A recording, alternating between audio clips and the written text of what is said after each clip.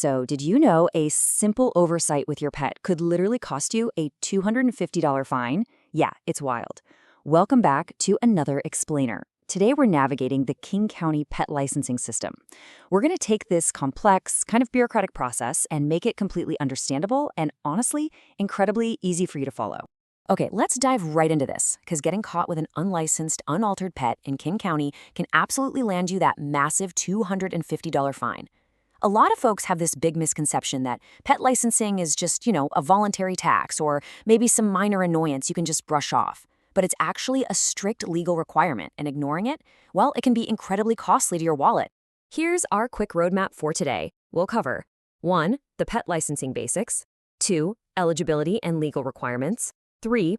Costs and necessary documentation, 4. The step-by-step application process, 5. Solving common licensing problems, and finally, 6. Community benefits and a quick disclaimer. All right, let's kick things off with Section 1, the pet licensing basics. I really want you to think of this license as a highly effective, super low-cost insurance policy for your furry best friend. For instance, did you know your dog's license actually guarantees them a free ride home? No joke, it's entirely true. If your dog somehow gets loose, maybe breaks through a fence and gets picked up by animal control, the officer's first instinct is not to drag them straight to a cold shelter. If your dog is rocking that King County license tag, the staff will actually try to deliver your pet right back to your front door immediately. It's just an incredible, stress-relieving benefit that lets you skip the shelter entirely. And these benefits actually compound to build a real safety net around your pet. Beyond that free ride home, licensed pets get a much longer care period if they do end up at the shelter. But I gotta say, my absolute favorite feature is the Vacation Pet Alert System. Picture this. You're lounging on a sunny beach on vacation and your dog slips out of your pet sitter's yard back home. Because you registered your vacation dates and your sitter's contact info with King County beforehand, animal control won't panic when they can't reach you. They'll just call your pet sitter directly, 24/7, for super fast reunification. It's just incredible peace of mind for when you're out of town. Moving right along to Section 2, eligibility and legal requirements. Now, the foundation of this whole system relies on King County Ordinance 11404. This establishes the hard legal requirement that all dogs and cats in the Regional Animal Services coverage area have to be licensed and registered annually. So this isn't just some strong suggestion from the local shelter, it's literally written directly into the county code. Let's actually look at the exact wording from King County Code 11.04.30. It states pretty clearly that any owner of a pet 8 weeks old and older in King County for more than 30 days shall license and register that pet. So basically, the clock starts ticking the moment your pet hits 8 weeks of age or after 30 days of them living in the county. But there is a really important exception here.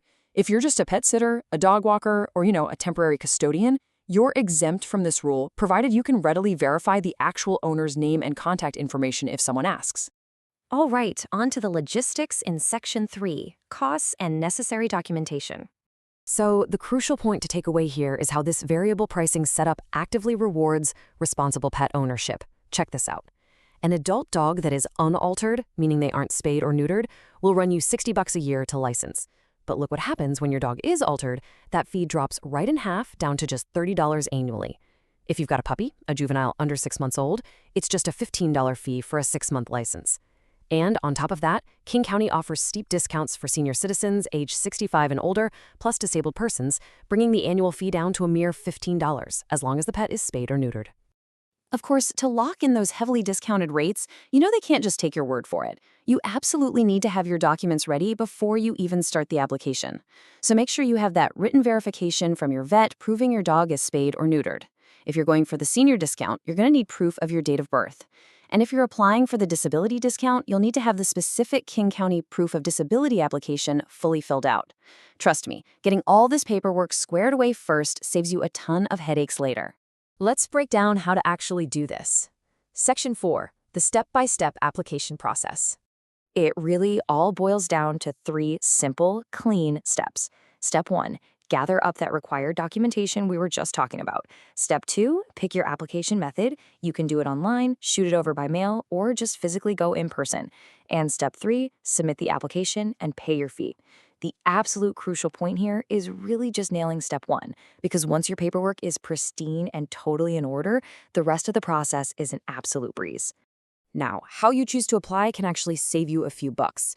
If you go the online route, yeah, it's super convenient, but the payment processor tags on a 2.35% service fee for credit cards with a $2 minimum or a 95-cent fee for e-checks.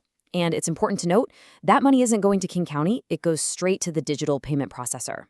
So, if you want to give your wallet a little break and dodge those extra fees entirely, you can simply mail your application in with a paper check or just apply in person. And honestly, speaking of applying in person, it's surprisingly convenient.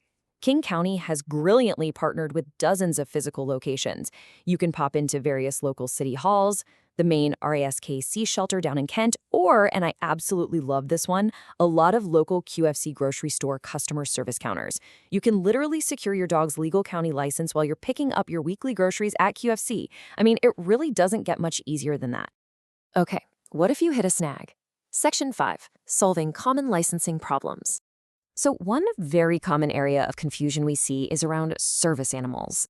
King County very clearly and strictly defines a service animal as one that is specifically trained to do work, perform tasks, or provide medically necessary support for an individual with a disability. If your dog meets this strict definition, meaning they aren't just a regular household pet or an emotional support animal, they actually qualify for a complete fee waiver. The license is entirely free. But quick heads up, you do still need to register them, and you'll get an annual notice requiring you to just confirm they are still actively working as a service animal to keep that waiver going. Here's another frequent issue. What happens if your dog loses their physical tag? Well, King County actually issues permanent stainless steel tags that are genuinely designed to last your pet's entire lifetime. You don't get a new physical tag every year, you just renew the license digitally in their system. But look, if that durable tag somehow falls off the collar or gets buried in the mud somewhere, don't panic. You can get a brand new permanent replacement tag for just $5 by mail, by phone, or right in person at most of those convenient licensing locations we talked about earlier. But what if your dog is the one who gets lost? The timeline contrast here is incredibly stark. If an unlicensed dog is picked up as a stray, the shelter is only required to hold on to them for 72 hours. That's just 3 days before they can be legally placed up for adoption, or worse. But if your dog has their license, that strain hold period jumps dramatically to a minimum of 5 days after phone contact or a full 14 days after a mailed notice. Seriously, that little piece of metal is literally buying you the precious time you need to find and reunite with your best friend. Finally, Section 6, Community Benefits and Disclaimer. You know, when you pay that $30 fee, 100% of it goes directly into a community fund.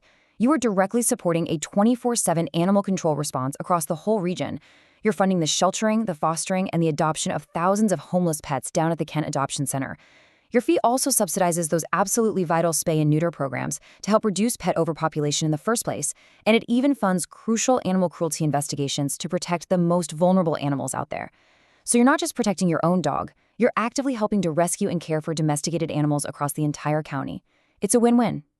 Now, just as a quick professional reminder, local municipal regulations, fee structures, and codes can and definitely do change over time. While this explainer covers the current King County Code, you should always verify the most up-to-date fees, locations, and legal requirements directly with the official King County Regional Animal Services, or RASCO, website, or, your local city hall if you happen to live in a municipality that handles its own distinct licensing. So we're going to leave you with this final thought to chew on. Is your pet's guaranteed safety, a significantly longer shelter hold, and a free ride straight back to your front door worth a $30 annual fee? When you look at that massive $250 fine for noncompliance, the obvious risks to your pet, and the incredible peace of mind the license provides, I think the answer is absolutely yes. Take a few minutes today, gather up your documents, head to a QFC, or just hop online and get your pet licensed. Thanks so much for joining us for this explainer, and keep learning.